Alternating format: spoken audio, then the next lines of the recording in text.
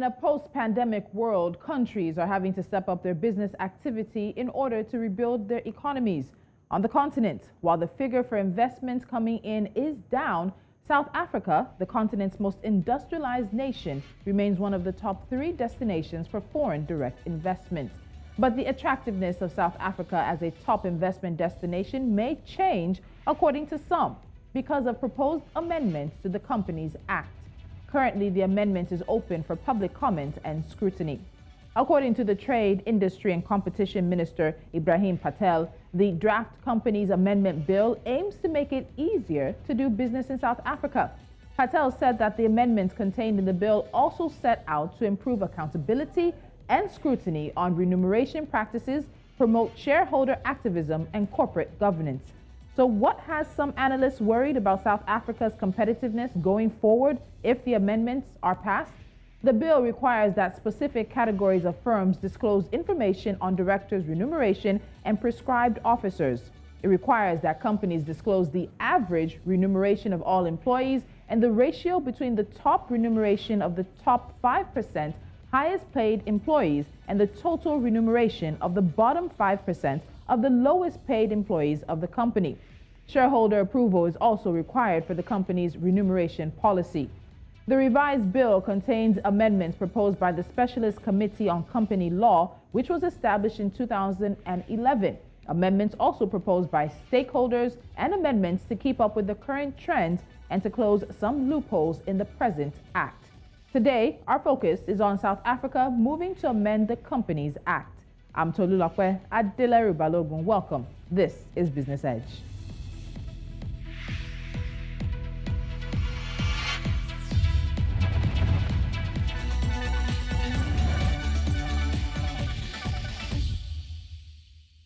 Now joining me from Johannesburg, South Africa is Ekos Akpokabayen. He's the Chief Investment Officer of Ovid Capital. I beg your pardon. Ekos, welcome again to Business Edge. Thank you so much for joining me. Great to you, Tolu. So let's get straight to what seems to be one of the biggest issues with the proposed amendments, and that's remuneration. It is just one area of focus, but the one that has a lot of attention. So the bill would require listed companies to disclose not just the average and median remuneration of all employees, but also the ratio between the top remuneration of the top 5% highest paid employees and the bottom 5% lowest paid employees. We've seen that executive remuneration is a global issue. It's a complex one that many people are starting to talk about. But in terms of this provision and how it relates to South Africa, what's your take? The minister has said that this is for better disclosure of senior executive remuneration and the reasonableness of that remuneration. So what do you take away from this? I think first of all, I would say that's in the right direction. South Africa is a peculiar country on its own. South Africa is the most unequal country in the world, if you look at the index. When you look at the salaries and for an average chief executive, is about 20 million, above 20 million a year.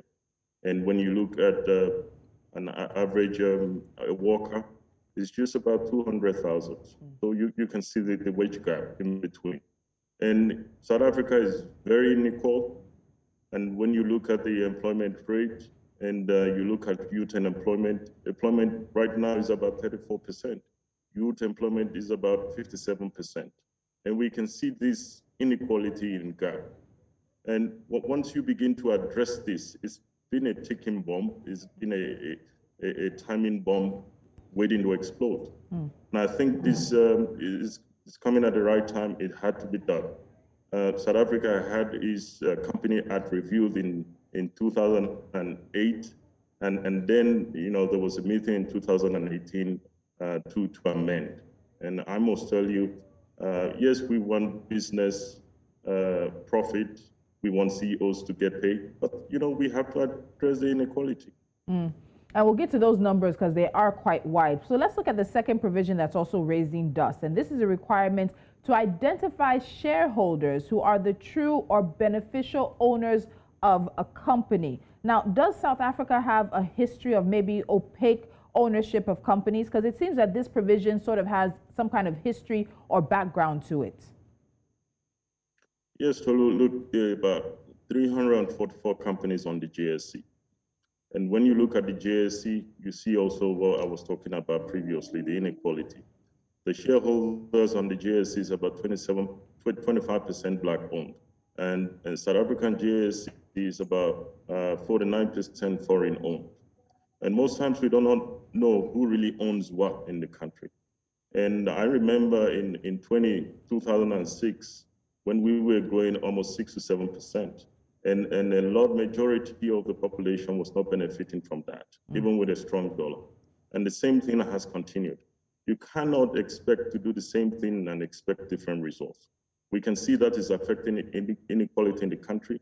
The wealth is not trickling down because we do not know the ownership, the true ownership of companies in the JSE, and this is going to straighten that. So I think it's in the right direction, considering the long term and the security of the people of this country to be able to control their wealth. All right, so you seem to be in favor of these two provisions as they come, but some criticism has come for them. And the criticism is that the provisions would make South Africa an unattractive place to do business. Do you think that there is a kind of link between what some are now calling more bureaucracy for companies that attempt to list in South Africa and possibly the country's attractiveness or ability to compete? Or as you're saying, this is better for the country overall and these issues will sort of adjust themselves? Look, to be fair, you can't please everybody. I know Thabo Mbeki, who was the former president, has fought for this. A lot of capital outflow from the continent, especially South Africa. We need to know the owners. Of course, initially you will get, the markets may not be happy with that initially, but you're going to attract the right investors because you want something that will be sustainable on the long run. These numbers are affecting unemployment in the country. These numbers are affecting inequality, driving up crime. You need to do something about it. You need to create a level playing field, and you need to think about the long prospect of the country. So I think, yes, some economists are saying it's going to affect directly, but we cannot look at it just now. We have to look at the long term. In the long term, you do the right thing, you will attract the right investors, and I think this is the right decision at this time. All right, so let's get back to the wages. Let me give the specific numbers. So data from Stats SA that was published earlier this month shows that the average salary paid to employees in the formal sector was about 23,526 Rand. That equates to an annual salary just around 282,000 Rand a year. And this excludes bonuses or any additional incentives. By comparison, data published by PwC in August shows that the total guaranteed package fees paid across the JSE, that's the Johannesburg Stock Exchange, give a median salary for CEOs at 5.17 million Rand over the same period. For CFOs, it was 3.34 million Rand, and the median pay for executive directors was 3.32 million Rand. The bill will also require that the shareholders approve the company's remuneration process, and then that becomes binding for public companies and state-owned enterprises. You've said that there are a number of people who've been advocating for the public disclosure of the difference between the salaries, as well as finding a way to adjust this. Do you think that this provision in the law will make a difference maybe in the coming 5, 6, 7, 8, 9, 10 years for us to see a change in this particular gap? If you look, for example, when we look in banking over the world, you see what we have the Basel Accord. And every time what that does is to try to protect banks. And when you try to protect banks, you try to protect the financial economy. It's the same kind of principle we want to do as South Africa is using now, using that same principle so that companies can disclose this information, and then we can look who's treating fairly, who's trying to change over time. Because when you look at these figures, you are forced to publish them. Sometimes they're quite embarrassing. But when nobody talks about it, then it's free for all to go. So I think it's in the right direction. You need to regulate when it's necessary, you deregulate. And when we look at South Africa, I understand Busi was talking about Rwanda. But when you look at these countries, you cannot compare the formations of this country and what they're experiencing and what South Africa is experiencing. When you look at the continent, South Africa sits top in terms of GDP size. and has a population of about 59 million people. That cannot be compared to Rwanda or smaller countries. So I think it's always good when you look at these figures to compare apples to apples and look at all the factors and why these bills and these laws are made by the government and the people in charge.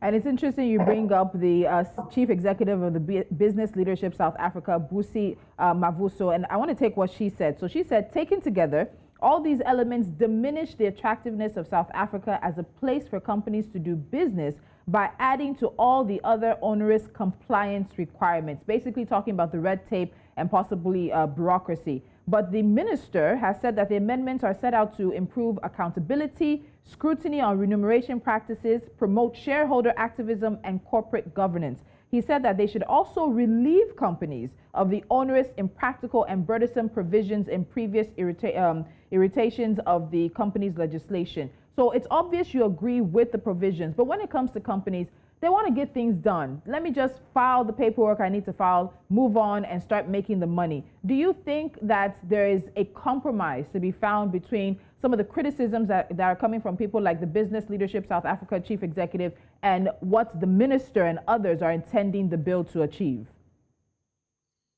Look, no, sometimes it's a little bit difficult to explain exactly what is happening. And when I put these figures in front of you, I said in the beginning there are 344 companies in the GSC. We are meant to be having more companies. There's a lot of monopoly in the country.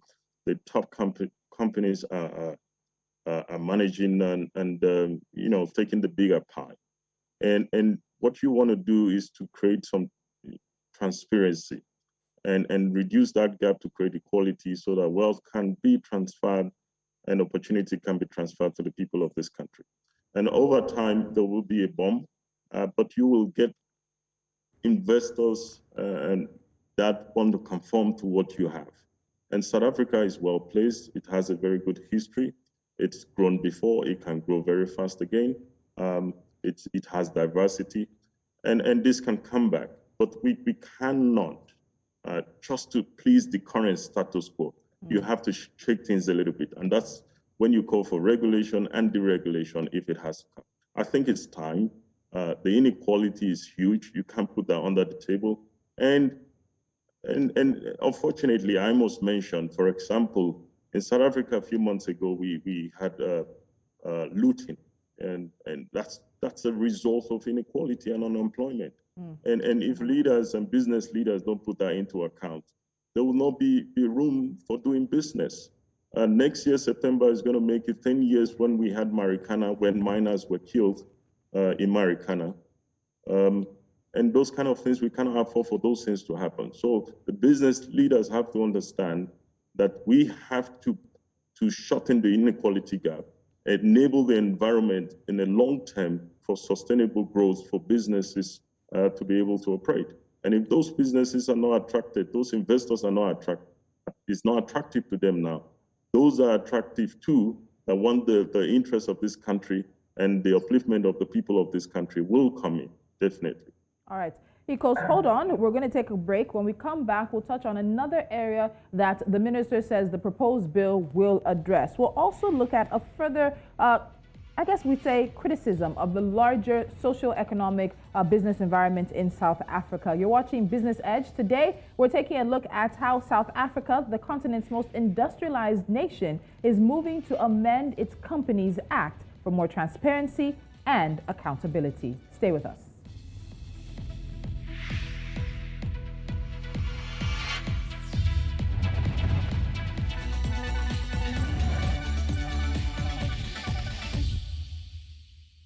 Still with me is Ekos Akpokabayen, Chief Investment Officer for Ovid Capita, joining us from Johannesburg, South Africa. Now, Ekos, let's look at another part of the proposed amendment. So the minister has said that the bill will also give South Africa instruments to undertake its role in the global offensive against illicit cross-border behavior. What exactly does the bill do in regards to this? What the bill does is that there's a lot of capital flow out of the continent. I did mention previously. This fight has been carried out by the former president and his foundation for over 15 years or more. And there's a lot of capital flow. And some of those capital flows, because the real beneficiaries moving money through these companies and using companies on the JSE, it will show who owns what and who's moving what in and out of the country and what is really happening. So that kind of transparency is not there currently, and this bill will help to assist on that to a largest extent. All right, because it has been noticed that companies operating in South Africa have domiciled or listed in places like Mauritius or London, but they're saying it's to avoid some of the bureaucracy of South Africa's exchange controls. Do you think it's to avoid that, or to, as you're saying now, in terms of the ownership structure, who's behind it? How big of a problem is it having this opaque activity happening behind company ownership? Look, it's quite complex. Of course, companies and individuals will always continue to find ways around it. Some of them is, like you mentioned, our exchange control is quite it's quite strict to know the kind of capital inflow into the country and out. And what companies have been doing over time, and this is well known, is that companies will carry out activities in this country, and those payments will be made overseas. And those are international companies that will carry out business in South Africa, in the continent, and payments are made outside. So they avoid tax and they avoid paying, giving back to the government in the country. So what this does, this kind of transparency helps to fight those kinds of company and all the areas where they're hiding who is doing what and who owns what. So let's go back to the Chief Executive of Business Leadership South Africa. So Mavuso said that this is also beyond just the Companies Act amendment that we're seeing, that South Africa has lost much of its natural competitive advantages. She claimed that they had been systematically eroded by bad policy and over-regulation, pointing to a greater problem in the South African business environment. Do you think there's any merit to her claim? Is South Africa also moving towards moving back from that erosion? Still one of the biggest investment destinations on the continent, but we have other countries nipping at South Africa's heel, nipping at Nigeria's heel, nipping at Egypt's heel, trying to all get that money coming in. Is there merit to her claims? To a large extent. And when you look at these things, I was glad previously when you spoke about this bill, you spoke about it being beneficiary in the long term, in the next 7 years. And sometimes when you take this decision, you have to look not for now. Some of this talk, when you look now, it seems like that. And remember what we are suffering now are the changes that were not taken, a decade ago. And those are the results we're seeing now. So once you want to avoid it, for now, it will seem as if it's not favorable now. But on the long run, it becomes sustainable. And that's how you need to look at it and project the growth. So I think I see where she's coming from, but we cannot run away. We cannot be shy away from the problems and the ticking bomb. You have to do something as a government. Yes, you want companies to invest. You will always get the right companies. They will become used to it. They will factor it into their budget. They will try to train their employees. They will upskill them. Things will improve. We have to do this. I mean, when you see the numbers of the inequality, what is going on the JLC, what is going on in the economy, something has to be done. And this is one of the ways things have to be done. So do you think these amendments will pass? While there's criticism, it doesn't seem like the criticism is enough to slow the roll. Right now, it's open to public comments and scrutiny. There's feedback coming in. Do you think the proposal will pass? I think it will pass. Yeah, of course, Business South Africa will have their own point of view, but there are a lot of other organizations and there are a lot of politicians and people who have been crying for this. This has been a long time coming. I think it will pass. The ticking bomb is there. The ticking bomb is there. We cannot be in denial. And this kind of bold decisions, they may not be good on the short term, but on the long term, they're certainly the right direction. So I think it's going to pass. All right. So finally, before I let you go, South Africa remains one of the top 3 investment destinations on the continent. But as I said earlier, you have people like Rwanda, Botswana, Tanzania moving up the rankings in terms of top investment destinations. What are the top 3 things you think South Africa can do to keep that competitive edge? Even though we did see a contraction over a period of time for the country's ability to bring in FDI. Some reports released earlier, just a few weeks ago, show that there is a struggle for South Africa to bring in this money. New people are taking the attention and the shine. What can South Africa do to get that back? One of the things most of the time I like to look at the longer term. South Africa has done very well in political stability. It's not been too bad, and that's been great. Also, South Africa has to deal with land issue. It's been lingering, and investors all over the world has been looking at the land issue. That's very something South Africa has to deal with.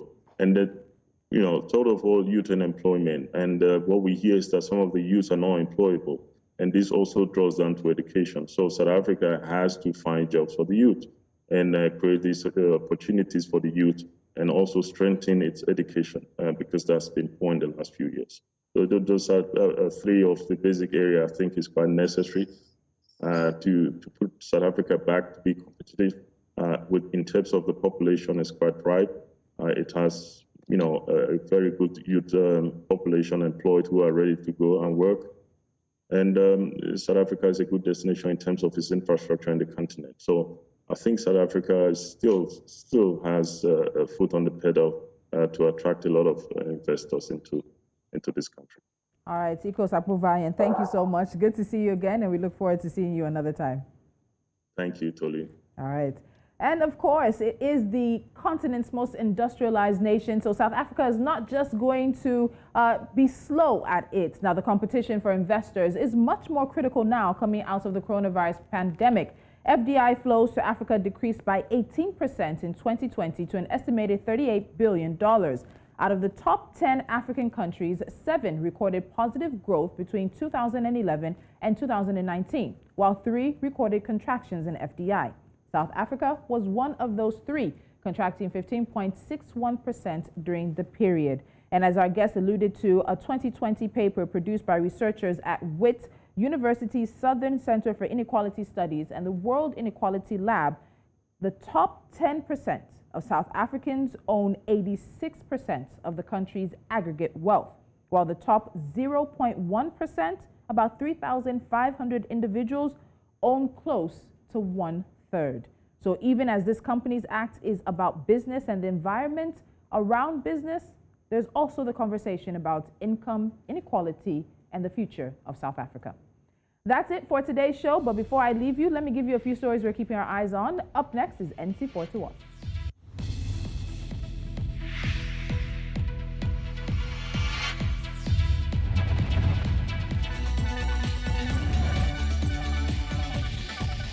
And NC4 to watch puts a spotlight on a few stories that we think you should be keeping an eye on. We start with global energy prices, which have soared in the third quarter of 2021 and are expected to remain elevated in 2022, but will add to global inflationary pressures and also the potential shifting economic growth to energy exporting countries from energy importing ones. Now, in its latest report, the World Bank says energy prices will remain high in 2022, but will start to decline in the second half of the year as supply constraints ease. The National Union of Metal Workers of South Africa has agreed to a new wage deal for steel workers. This effectively brings an end to a strike that has dragged since October the 5th, according to sources. Now, we've seen the statement coming from the union, which is saying that members are expected to start reporting for work from Friday and operations should fully resume next week. The union is saying that they have accepted a 5% wage increase for skilled workers and 6% for those with general skills. The Central Bank of Kenya recorded an operating surplus of 11.7 billion Kenyan shillings compared to 17.1 billion Kenyan shillings in 2020 due to lower rates offered on foreign deposit placements during the financial year, which ended June 30th. The bank also recorded a fair value loss on fixed income securities of 6.3 billion Kenyan shillings compared to 8.5 billion in 2020 as a result of a decline in market prices. And finally, the recent fall in the shares of Snap Incorporated has dragged down other technology companies exposed to digital advertising lower late on Thursday after the owner of the Snapchat app warned that customers are cutting back on ad spending. Facebook and Twitter were among the biggest decliners, with each at one point sinking more than 6% in post-market trading. Google parent company Alphabet slid 2.8%, while Snap cited customer supply chain problems, and Apple incorporated its data collection policies for a revenue forecast that fell short of the average analyst estimates. And that's it. This week has been one where we have focused on the biggest stories coming out of the African continent, specifically in business, economy, and finance. And next week, we do it all over again, 11 a.m. West African time, Monday through Friday, right here on Business Edge. I'm Tolulope Adeleru-Balogun. I'll see you then. Have a pleasant weekend.